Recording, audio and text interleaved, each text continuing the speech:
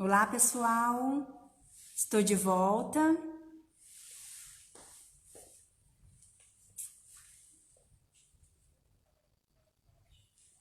Estão me ouvindo? Oi, tá me ouvindo?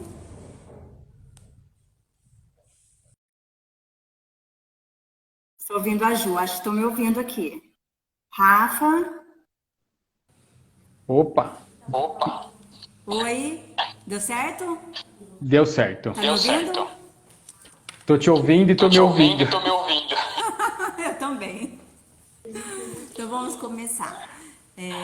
Sou Juliana, sou enfermeira coordenadora do Hospital São Francisco, do setor de centro cirúrgico e central de materiais de esterilização. Estamos com o Rafael Bianconi.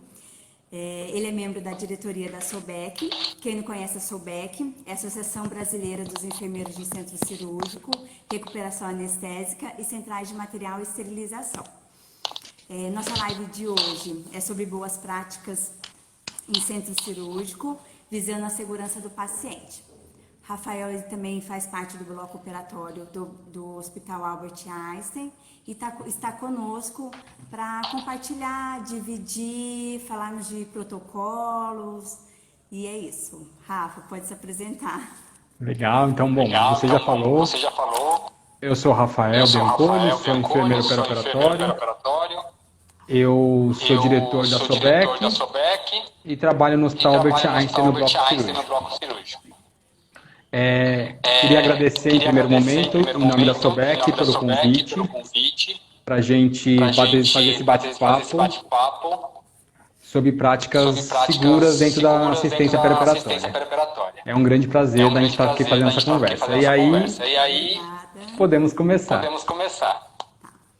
Então, bom, falar de centro cirúrgico, segurança do paciente no centro cirúrgico, nós temos muito assunto, muita coisa para conversar e se formos falar de tudo, ficaremos horas e dias conversando. Então, nós selecionamos alguns tópicos para dividir os protocolos, o que tem de novidade e assim vai. Nós vamos falar sobre agendamento cirúrgico, bate-mapa, checklist de cirurgia segura, posicionamento cirúrgico e bisturi elétrico. Rafa, eu tenho já algumas perguntas, então nós vamos falar nessa sequência. Vou falar um pouquinho do que é, do que serve esses itens e você vai compartilhando comigo. Vou mandar algumas perguntas para você que eu já tenho aqui selecionado e você vai respondendo e eu também. Tá Pode legal. ser? Tá legal. Então tá bom. Bom, o agendamento Ô Ju, cirúrgico. posso Ô só Ju, fazer posso só um. fazer um. Eu tô com um Eu tô eco. com um O eco. seu áudio tá Tá? O seu aberto áudio tá aí? aberto aí? Deixa eu ver aqui. Como que tá agora? Melhorou? Deixa eu ver. Deixa eu ver. Eu falo Eu falo e aí vem o e aí seu. vem o seu. Eu acho que as meninas ali fora. E agora? Você tá sem Você fone? tá sem fone? Tô sem fone. Então acho que eu Então acho que falo, eu vai pra falo, vai live, pra o que eu live, falo, o que seu eu microfone falo, seu pega e manda microfone de pega novo. e manda de novo. Tá ruim? Então melhor com. Não, podemos Não, continuar, podemos se o continuar, pessoal. se o pessoal. Tá tranquilo, Tudo bem, assim? gente? Tudo bem, Podemos gente? seguir? Podemos seguir? Porque com o fone.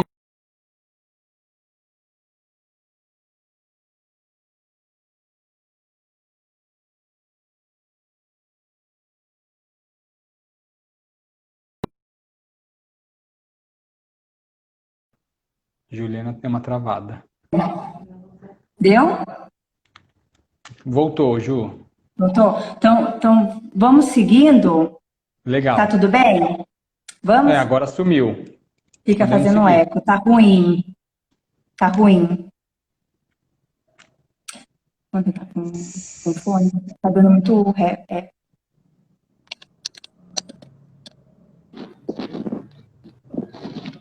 Fica ruim, né, gente? Eu entendi. A gente tá vendo aqui as mensagens, a gente vai tentar.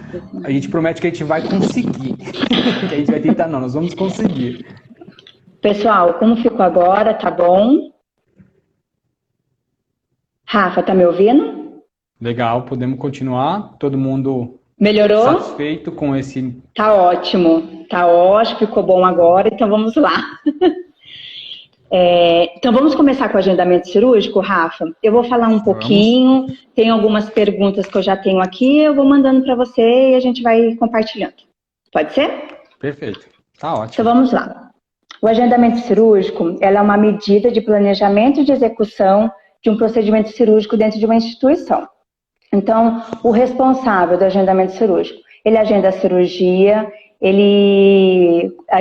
conforme a disponibilidade de sala, de horário, de equipamento. Então, ele tem essa visão. É nesse momento que inicia a entrada do paciente no centro cirúrgico, falando de uma cirurgia eletiva, programada, tudo certinho. E sem falar da parte burocrática, né, administrativa. Então, por exemplo, um hospital que tem um convênio próprio, o agendamento cirúrgico, ele consegue ter esse controle, quantidade de cirurgias que está autorizada para realizar no hospital, o que tem de pendências, enfim. Rafa, você acha importante ter esse setor dentro de um hospital, ter pessoas qualificadas, pessoas que têm conhecimento desse setor, e o hospital, a administração, ele consegue enxergar a importância desse setor dentro de um hospital? Vamos para algumas perguntas. Na verdade, todo centro cirúrgico, eu acredito que deveria ter ou deve ter um agendamento cirúrgico, tá? Acho que não é uma boa deixar para o administrativo do bloco operatório do centro cirúrgico ficar agendando cirurgia, porque ela tem outras atividades das rotinas do dia, das rotinas do mapa. Então, a existência de um setor, de uma sala, enfim, de uma pessoa para representar o agendamento cirúrgico, eu acho que é de extrema importância para a organização desse setor. Se ele vai ser dentro do centro cirúrgico, se ele vai ser fora do centro cirúrgico, se ele vai ser fora do hospital, na verdade não faz muita diferença. O que ele precisa ter é contato e comunicação direta com o bloco operatório, porque ele precisa estar sempre em contato com o enfermeiro do centro cirúrgico, que está lá no dia a dia, que está lá na coordenação do mapa, certo? Principalmente para cirurgias daquele dia, certo? Então, o local em si não faz tanta diferença, desde que você tenha tecnologia e estrutura para fazer essa comunicação. Se não tenho, se é um hospital mais simples, com menor complexidade, pode ser numa salinha ali do lado, tá? A gente não vê, a literatura não vê problema nenhum nisso, não existe, na verdade, um melhor lugar, mas o que precisa é ter comunicação direta. Acho que você falou quanto ao profissional, de ter gente com experiência no bloco operatório, é isso? Isso. Acho que é muito importante você ter pelo menos um membro do agendamento cirúrgico com muita experiência em cirurgia. Eu defendo que seja um enfermeiro, que você tenha um enfermeiro responsável pelo agendamento. Um enfermeiro coordenador ou um enfermeiro da prática que vai revisar o mapa ou melhor ainda, se ele estiver lá dentro o tempo todo, porque em qualquer situação de conflito no agendamento, ele assume a tarefa de fazer o agendamento, de negociar com a equipe médica, de negociar com o secretário com quem está conversando. Lembrando que o agendamento cirúrgico, ele é a base ele é um ponto muito importante para a segurança do paciente, como você mesmo disse, porque é lá que você fala qual é o procedimento que vai ser realizado, qual é o tipo de anestesia que vai ser realizado, quais são os materiais e equipamentos que você precisa, os instrumentais. Previsão, tempo cirúrgico. Tempo cirúrgico. E aí, vamos pensar assim, quanto mais complexo foram as minhas cirurgias, né, quanto mais numerosos e complexos for a minha cirurgia, melhor eu tenho que ter estruturado esse processo. Certo? A gente até na última live teve gente que falou assim, os processos de agendamento são arcaicos. Realmente, a gente lembra, muita gente fazia agendamento cirúrgico no livro preto ou no livro de notas, ou ainda faz, ou vai fazendo avisos de cirurgia, e eu não vejo problema também a gente ter o agendamento no papel, mas se a gente tem um agendamento no papel, por que não formular um instrumento de agendamento, né, com perguntas-chaves? Porque se eu tenho perguntas-chaves também, eu posso ter um administrativo fazendo agendamento. Certo? Agora, é importante que essa pessoa tenha um mínimo de conhecimento, porque vai ser sempre uma transcrição. Né? E nas transcrições a gente tem falha de comunicação, ruído de comunicação, a pessoa não entende o que o médico está pedindo, ou que o... Agora pense, o médico pede para o secretário fala com o administrativo vai pôr no papel. Olha quanta interferência, quanto ruído de comunicação tem nisso, e aí pode faltar. E aí, o conhecimento do profissional, de um profissional de enfermagem dentro do agendamento é importante porque a pessoa que tem esse conhecimento vai saber que para tal procedimento precisa ter esse equipamento, para tal procedimento eu preciso ter esse material descartável ou esse material consignado. Então, sim, é de extrema importância que seja, que tenha um profissional com conhecimento cirúrgico. Eu defendo a ideia de um enfermeiro, tá? Tem que ter um enfermeiro no setor. E eu também eu defendo a ideia não, né? A maioria dos colegas com quem eu discuto, com quem eu converso, prefere o agendamento fora do centro cirúrgico. Não precisa ser fora do prédio, mas fora do centro cirúrgico. Sabe para quê, Juliana? Para o doutor não bater na porta do agendamento, abrir a porta e falar assim, marca tal cirurgia assim, assim, assado, e sai. Aí, olha só, ele marcou a cirurgia. Mas e a qualidade desse agendamento? E as informações? E aí ele fala que ele pediu, ele fala, eu solicitei esse material quando eu falei com você. E o administrativo, mas eu não peguei. E aí vai ficar a palavra de um contra o outro. A ideia é que seja telefone, e-mail, fax, que ainda tem. O pessoal falou de formulário de padronização, de agendamento, né? Isso mesmo. Então, legal. Formulários, manda formulário por e-mail para o médico responde preenchido, ou ligações, pode ser estilo call center, mas ligações com gravação, para a gente poder ouvir e tirar as dúvidas. Certo? Legal. Acho que é isso. Você acha que faltou alguma coisa? Fechou. A partir de agendamento? Não. Galera aí, você acha que faltou alguma coisa? Querem perguntar alguma coisa disso? Bom, vamos dar continuidade. Vamos passando, tá? Isso. Fiquei feliz que a gente bateu 100 pessoas assistindo. Então, gente, obrigado, parabéns aí. Legal. Todo mundo muito afim de conhecer mais as práticas, muito legal. Isso mesmo. Rafa, vamos falar agora do bate-mapa. Então, o bate-mapa é um processo de planejamento prévio das cirurgias do dia seguinte. Então, o bate-mapa é isso. Então, a qualidade dos pacientes submetida a diversos procedimentos cirúrgicos é devido ao conjunto desses vários profissionais a fim de planejar o mapa diário. Quem são esses setores? Central de vagas, autorizações, PME, centro cirúrgico, CME, farmácia. Então, o bate-mapa é a união desses setores com o objetivo de um planejamento prévio para o mapa cirúrgico. Isso mesmo. Vamos lá. Hoje o bate-mapa, ele é um protocolo. O hospital consegue enxergar a importância da união desses setores, de conversar e olhar o mapa no dia anterior. O que você acha? Eu acho que, assim, não que ele seja um protocolo, na verdade, assim, existe uma rotina, uma norma que transforme isso numa evidência, né? Existem estudos, não estou falando que ninguém tem, tá? Mas tem publicações, mas não chega a ser uma evidência. É um protocolo, né, que os hospitais optam, né, que as instituições optam em aplicar, porque você se prepara melhor para o processo.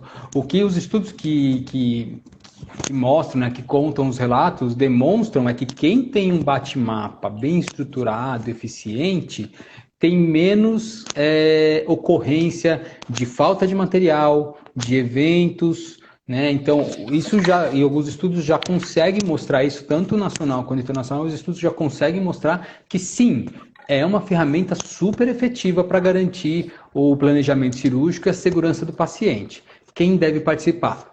Todas as áreas integradas. Como fala, engenharia, farmácia. Todos. O que a gente percebe? As instituições veem isso como importante, tá, Juliana? Quem não ainda, eu acho que precisa amadurecer um pouco, são os profissionais. Porque eu vejo muito o enfermeiro como tendo a visão de todos, né? Então, o enfermeiro vê lá as poucas características do paciente que tem no agendamento cirúrgico. as informações do procedimento cirúrgico, aí ele já linka, vou precisar do bisturi tal, vou precisar do microscópio tal, do laser tal, do material tal da farmácia. Então, nesse pensamento, ele já pensou da sala que ele vai pensar, que ele vai ter que organizar, dos técnicos, ou seja, da mão de obra que ele vai pôr na sala, dos materiais da farmácia, então ele entrou dentro da área da farmácia, dos exames, então ele entrou dentro da área do laboratório, dos consignas, então, ou seja, ele vê a visão do todo, certo? Só que aí cada profissional, nem dessas outras áreas, nem sempre tem essa visão. E aí ele vai pegar só as informações que foi dada para ele, e aí às vezes faltou alguma informação, ele não faz o link de alguma coisa que, poxa, exemplo, separei todo o procedimento para vídeo laparoscopia, mas no agendamento, lá no formulário, não estava pedindo trocáter. Aí o cara da farmácia não põe trocáter. Mas ele separou todo o procedimento para vídeo. Aí você fala, mas não foi trocáter? Ah, mas ele não pediu trocáter. Então, acho que falta esse amadurecimento dos profissionais de enxergar o todo, de fazer os links, de perceber que está faltando alguma coisa, mas a gente está chegando lá. Mas só realizando o bate-mapa que a gente consegue aumentar essa corresponsabilidade de todos os profissionais. Legal. Então tá. Terceiro item. Terceiro tópico. Vamos falar de checklist de cirurgia segura. Esse é legal. Outra live. Ô, Rafa, outra. Vamos tentar. Vamos lá. Seguir o. Então, o que é o checklist de cirurgia segura? Ele é uma ferramenta em nível mundial e uma das mais poderosas para evitar erros e eventos adversos. O checklist, ele é dividido em 3 etapas, sendo a primeira etapa a entrada do paciente, que é antes da indução anestésica. A segunda, que é a pausa cirúrgica, que é antes da incisão cirúrgica. E a terceira, que é a saída do paciente na sala operatória. Rafa, fala para nós um pouco do checklist de cirurgia segura, como ele está hoje aqui no Brasil. Tá. Como você falou, ele é uma ferramenta importantíssima e já está totalmente comprovado a eficiência dela. Se não tivesse comprovado, a aviação não usava ela desde a Segunda Guerra Mundial, que foi quando ela foi introduzida na aviação, e hoje é uma das indústrias mais seguras dentro do nosso conhecimento, tá? Ela é muito, muito efetiva. E o checklist cirúrgico, que é um checklist, é uma lista de verificação, a prova de que é bom é que você, eu, todo mundo que está assistindo essa live usa todo dia pelo menos um checklist. Tá? Se você vai pôr o seu carro numa revisão, tem um checklist de item. Enfim, só complementando a introdução que você fez. Como que está no Brasil? Desde 2013... Na verdade, né, que quando surgem os núcleos de segurança, pouco disso depois, já núcleo de segurança dos pacientes dos hospitais, todo hospital tem que ter um núcleo de segurança, todo hospital tem que ter a implantação, né, tem uma regulamentação que sugere e pede para ser feito o checklist cirúrgico em todas as cirurgias, em todos os procedimentos cirúrgicos, tá bom? Como estamos? Estamos em diferentes patamares de introdução dentro dos hospitais do Brasil. Lembrando que o Brasil é um país continental e a gente tem diferentes realidades. Tem gente que ainda está começando com videocirurgia, nenhum problema nisso, gente. Só que implantar um protocolo como o checklist cirúrgico é algo que vai muito além de a gente colocar um checklist, uma lista de verificação na sala. Tá? O checklist ela é só uma confirmação de diversos protocolos de segurança, de diversas fases que foram feitas, certo? Se a gente não começar lá no início, a discussão que a gente fez na semana passada junto com a Larissa, se a gente não começar lá no início, desde o agendamento, a discussão que eu fiz agora há pouco com você, no preparo, no planejamento, o checklist, ele vai ser falho. Ele vai chegar e vai ter um monte de não conformidade. O paciente foi checado tal coisa? Ah, não, peraí, vou correndo lá pegar. Aí, pedir sangue. Ah, não, precisava? Peraí, vou lá pedir o sangue. Então, o checklist, na verdade, ele acaba entrando como o desfecho de uma série de processos e protocolos, certo? E não basta só a gente assumir vários protocolos. A gente tem que ter uma mudança comportamental, a gente tem que ter uma mudança de cultura.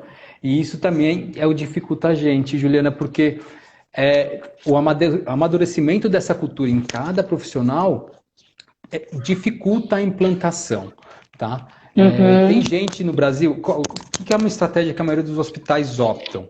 Começam fazendo só a pausa antes da incisão, ou a pausa antes da indução anestésica e a pausa antes da incisão. E deixa o sign-out ou o checklist de saída para um segundo momento, porque é muita coisa para você mudar na rotina da sala cirúrgica em algumas instituições e na vida de alguns cirurgiões, que eles que geralmente são as barreiras, tá? Sim. Então, a gente tem hospitais no Brasil, ou em São Paulo, ou em qualquer lugar no estado, tá? No país todo, que estão em momentos diferentes, certo? Então, não estou falando que o Sudeste está mais à frente, tem de tudo. Tem gente que já está fazendo as 3 etapas, perfeito, com pausa, já tem indicador de timeout perfeito, já tem indicador de número de timeout sem falhas, já tem um comportamento, tem gente até que já percebeu que não precisa ser, não estou falando que não tem que ser, tá, gente? Que não precisa ser o enfermeiro a levar o checklist. Que eu posso ter o cirurgião principal levando o checklist, ou o cirurgião assistente, ou o anestesista, por que não? Certo? Então, tem gente que já está num patamar um pouco acima. Ok? Ok. Então, não sei, ainda você fez várias perguntas, acho que eu não respondi, acho que eu só fiz a discussão. O que vocês acham aí? O que você acha que ficou faltando, Juliana? Eu também não estou controlando o tempo, Deixa tá? Não eu ver. sei. Eu acho que as meninas estão controlando o tempo aqui. Rafa, a pausa cirúrgica tem sido uma dificuldade para a conclusão do checklist? A pausa cirúrgica, que é todos pararem e fazerem, eu acho que é um dos maiores desafios do checklist cirurgia segura. Exatamente. Não porque as pessoas não acreditem nela, mas porque o anestesista ele está focado no processo anestésico, na via aérea difícil, nas drogas que ele vai utilizar para fazer a indução, para fazer depois, para manter aquele paciente num nível de sedação, para fazer a analgesia. Então ele está pensando no antibiótico, que é a responsabilidade dele. O cirurgião, no momento da cirurgia, está focado na cirurgia, está pensando em todas as etapas que ele vai fazer. Não, Luiz, não é culpa do anestesista, não. Eu vi que o Luiz escreveu aqui, não é culpa do anestesista, não. Pelo contrário, os anestesistas têm se mostrado grandes parceiros nossos, tá? Nossos, que eu digo da enfermagem, porque geralmente a enfermagem é que toma a postura de introduzir o checklist, né? Então, cada um vem focado na sua atividade. Não está errado isso está certo, tá bom? O que a gente precisa, na verdade, é criar estratégias para desenvolver esse momento. Como que a gente pode fazer? Por exemplo, a gente pode fazer o checklist antes da indução anestésica quando a gente está fazendo monitorização, ou antes de só põe o oxímetro de pulso e aí faz a checagem, ou seja, né, porque a gente tem que ter pelo menos a oximetria. Sim. Então, a gente para a monitorização, faz a pausa antes da anestesia e depois da continuidade. A parte antes da incisão, no momento dos campos, porque não dá para começar a cirurgia sem ter campo. Mas vai ser uma pausa, totalmente pausa. Todo mundo vai parar de pôr campo? Não, mas todo mundo precisa parar. É claro que todos precisam prestar atenção. Acho que quem está levando o checklist, se perceber que a equipe não está prestando atenção no que está acontecendo, tem que se enxergar assim, gente, por favor, estamos fazendo checklist. É rápido, tá? Se as pessoas prestarem atenção. Vocês aí já mediram, quem tem que estar assistindo já mediu quanto tempo leva para fazer um checklist cirúrgico? Gente, é 40 segundos. 40, 30 segundos. É de 30 a 40 segundos você faz cada etapa. Então isso não pode atrasar o procedimento.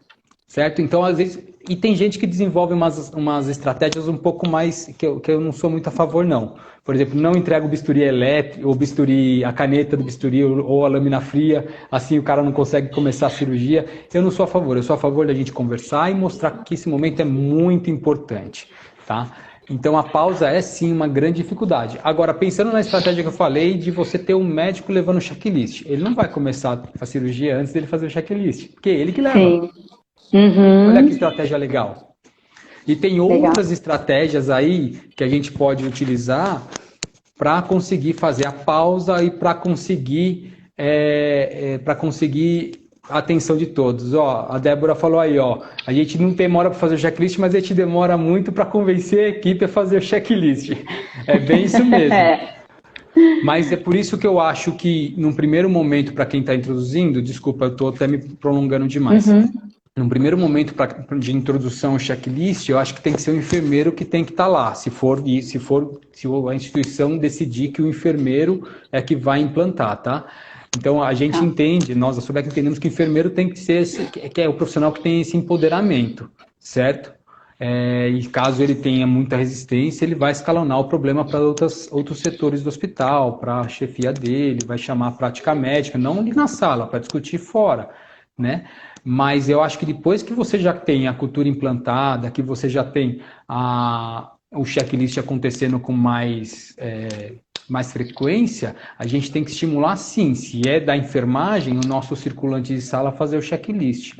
Mas estimular ele acompanhando o processo, uma vez que a equipe não dá atenção, doutores, por favor, vamos prestar atenção no nosso colega ali, ele está fazendo um protocolo importante, assim a gente empodera aquele profissional de enfermagem. Então não é só o enfermeiro que tem que ser empoderado para chamar a atenção da equipe para fazer o checklist, tá?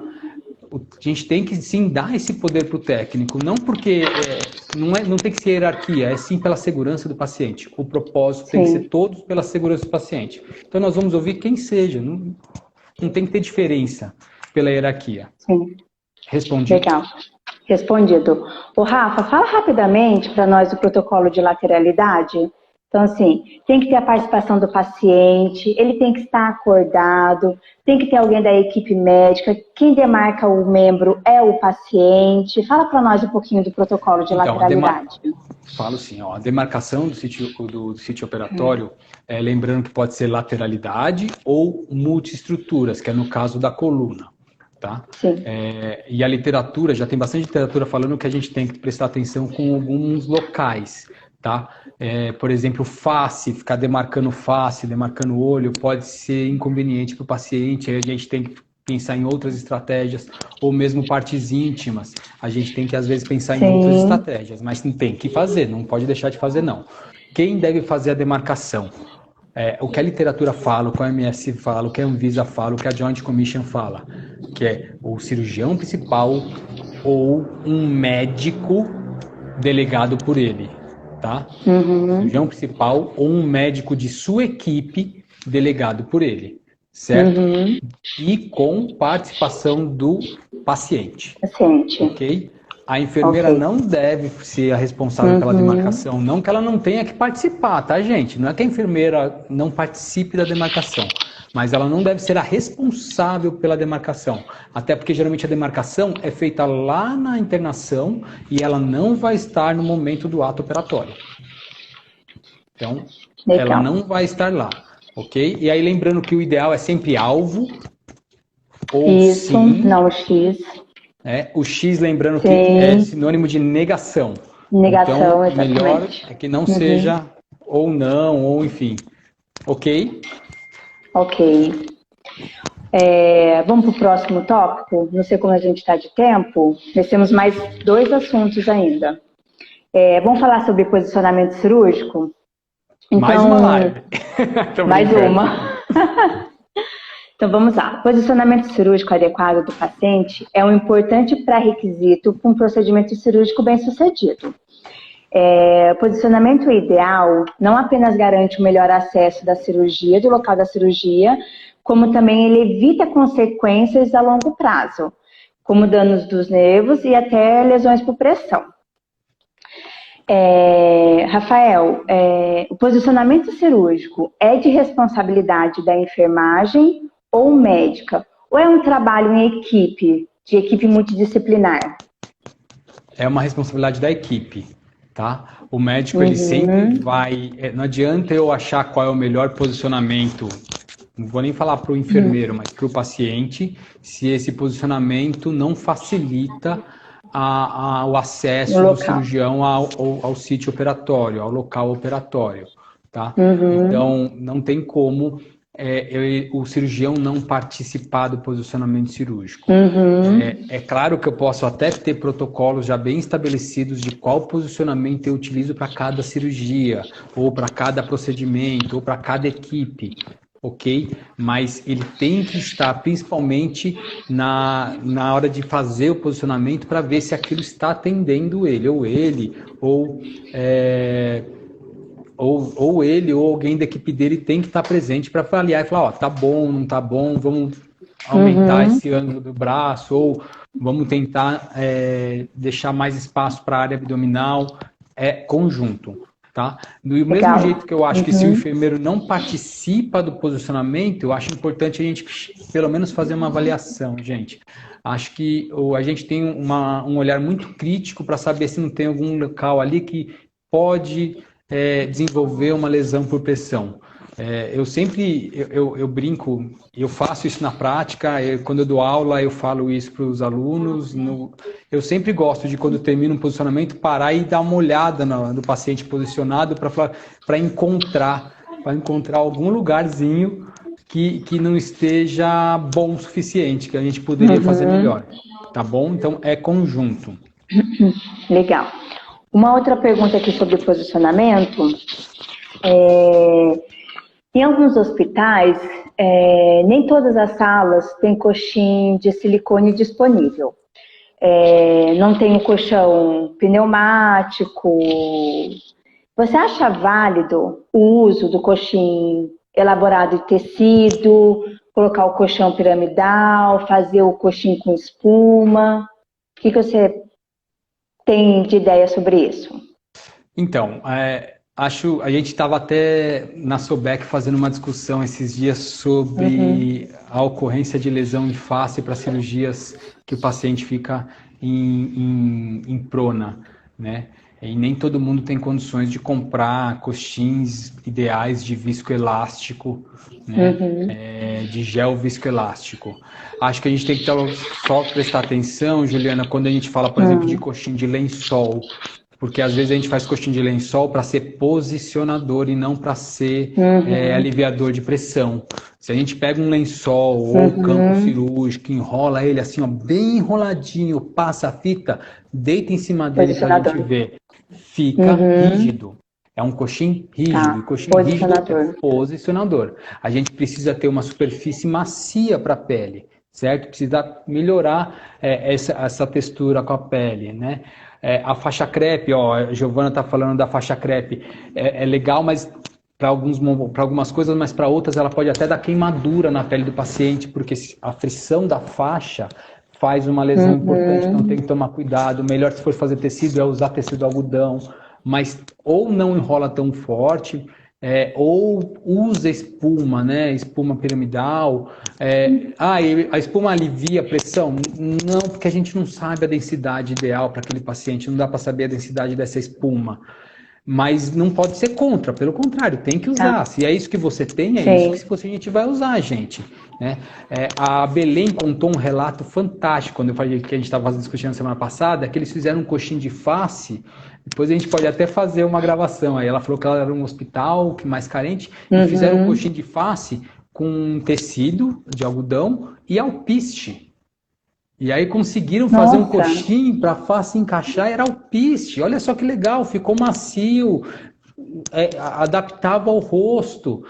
Então era uma coisa bem bacana. Então você tem várias experiências. Tem gente aí, eu vi que a Rita Burgos, a professora Rita, está assistindo a live, e ela teve um orientando, que foi o Leno, lá na Escola de Enfermagem da USP, porque ele desenvolveu todo protocolos de posicionamento cirúrgico em um hospital público, e ele pensou em várias estratégias para posicionar esse paciente com o que ele tinha lá. Então, sim, uso de lençol é válido, uso de espuma é válido, a gente só tem que prestar bastante atenção se a gente não está usando posicionador rígido, achando que a gente está aliviando pressão, tá? E aí, gente, vamos supor que eu tenho coxim, que eu tenho algumas coisas, não tenho outras. Depois que eu posiciono o paciente, eu preciso reavaliar o local onde está o posicionador ou o coxim, certo? Porque nessa de alinha aqui, puxa dali, aumenta a angulação, a pele às vezes, ela fica torcida. E essa pele torcida para a circulação e gera lesão, mesmo com coxim de gel viscoelástico.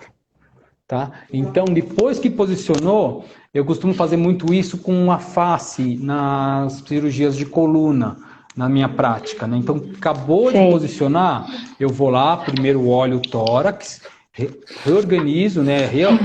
Realinho a pele do paciente nos posicionadores de tórax, tá? E depois depois vou reavaliar a face no coxim. Então eu posiciono o coxim, vejo se a pele não está torcida, tá bom? Legal. Acho que é isso. Tem mais coisa, gente? Isso, tenho. Fala para mim um pouquinho da escala de Elpo. Escala de Elpo. Eu até trouxe. Vou falar que eu tenho aqui a minha cola. Por que eu tenho a minha cola? Legal. Porque eu não quero deixar... A Camila Mendonça vai brigar comigo se eu errar a escala dela. Por isso que eu trouxe a cola. Tá? A escala de Elpo... Oi. Nós discutindo sobre esse assunto da falta de alguns equipamentos, acho que a escala de Elpo é bem interessante, né?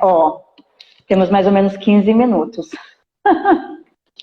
Acho que eu consigo, vamos lá. Tá, tem um bisturi elétrico. Vai outra discussão. A escala de Elpo, eu achei, a Camila, ela fez um trabalho muito bacana, né? Então ela levantou todos os riscos de posicionamento, superfície, coxim. Depois ela colocou esses riscos numa escala para a gente conseguir pontuar quem tem mais riscos, quem tem menor risco na sala cirúrgica. Ela é muito boa para quando você tem coxim ou não, quando você tem alguns posicionadores que são aliviadores de pressão, mas não tem para todo mundo. Ela é muito boa sempre, desculpa, corrigindo, ela é muito boa sempre. Mas para quem tem, por exemplo, eu tenho só um coxim para face, eu consigo definir nela quem tem maior risco de desenvolver lesão. E eu vou escolher esse coxim para o paciente que tem o maior risco. Você entendeu?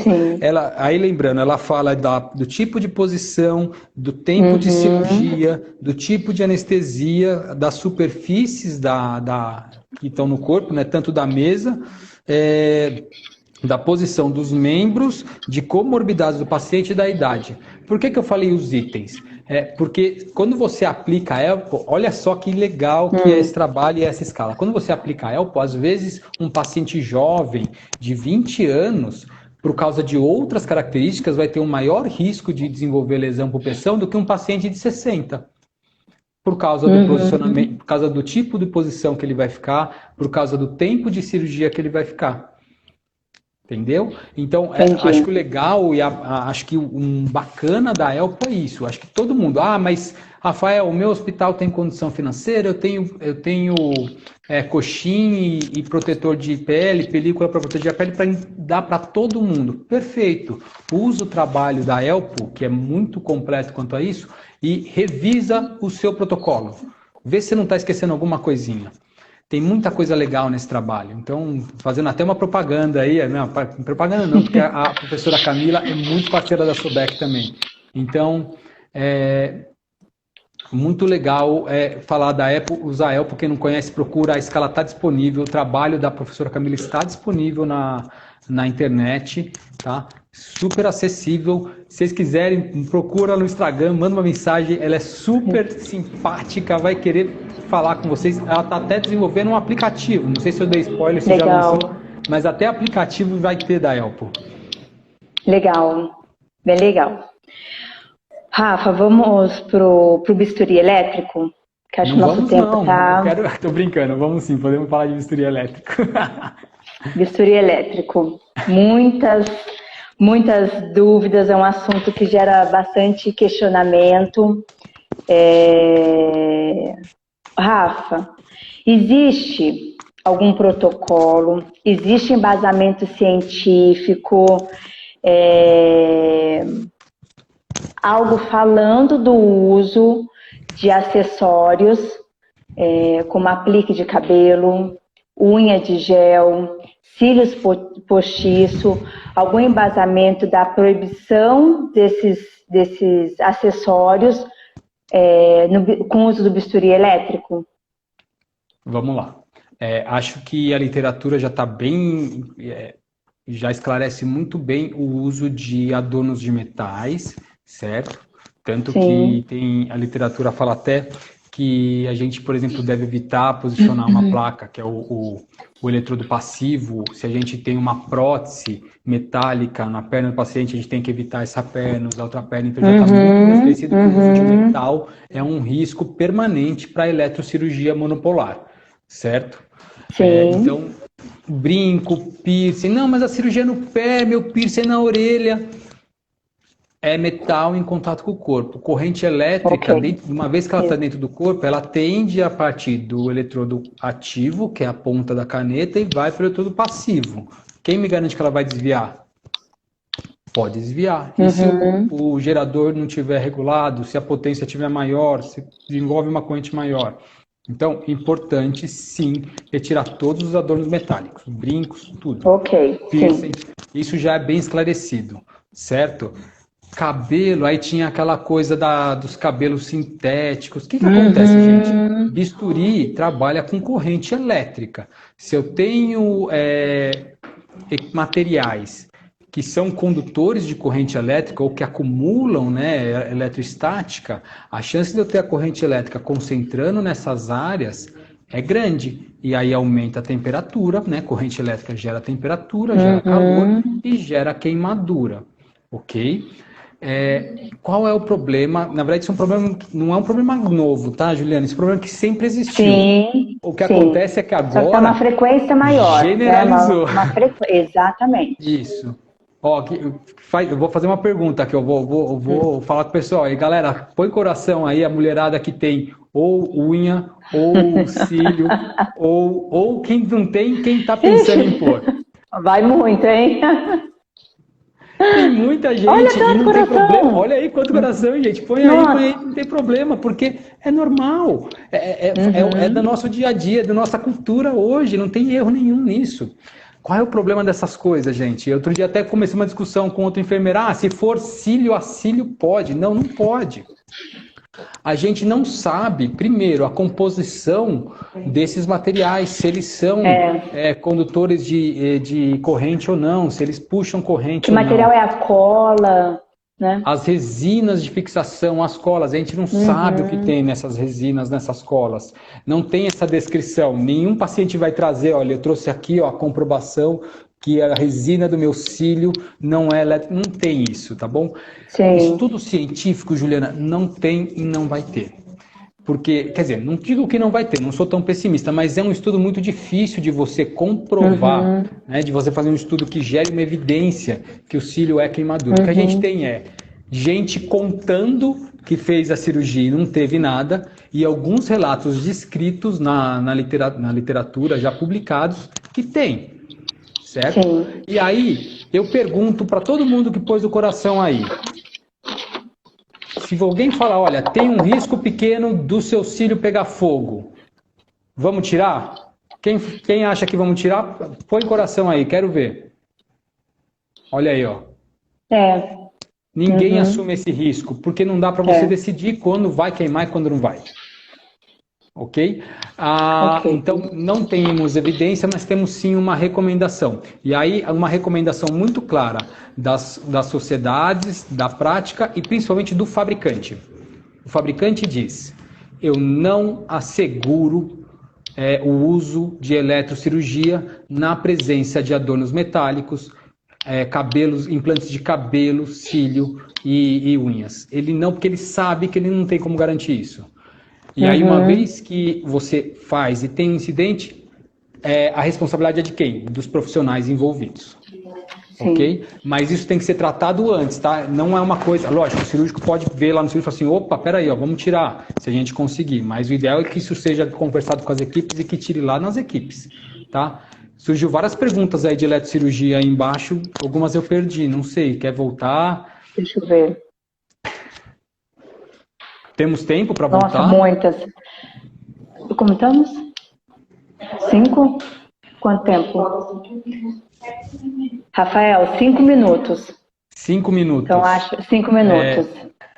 Então, quero fazer um comentário do que aconteceu no último mês, Se vocês permitirem, Com a claro máscara, que é sim. a máscara cirúrgica que queimou um paciente.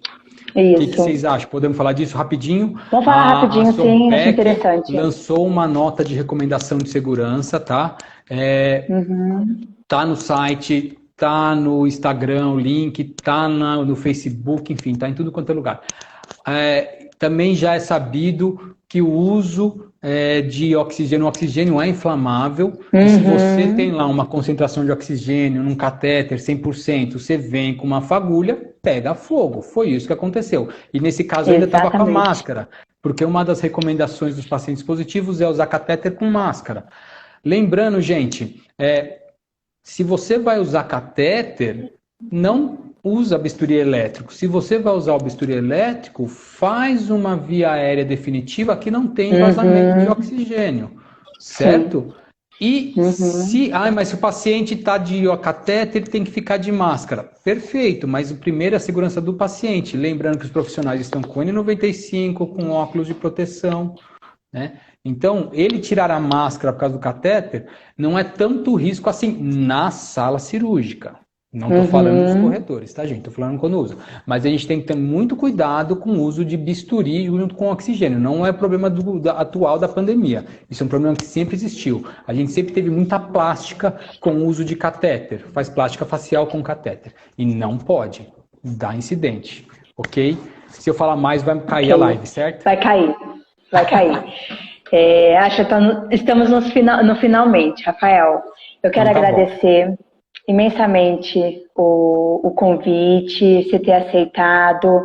Foi um bate-papo muito gostoso. Acho que conseguimos tirar algumas dúvidas, falar do contexto em geral da segurança do paciente dentro do centro cirúrgico.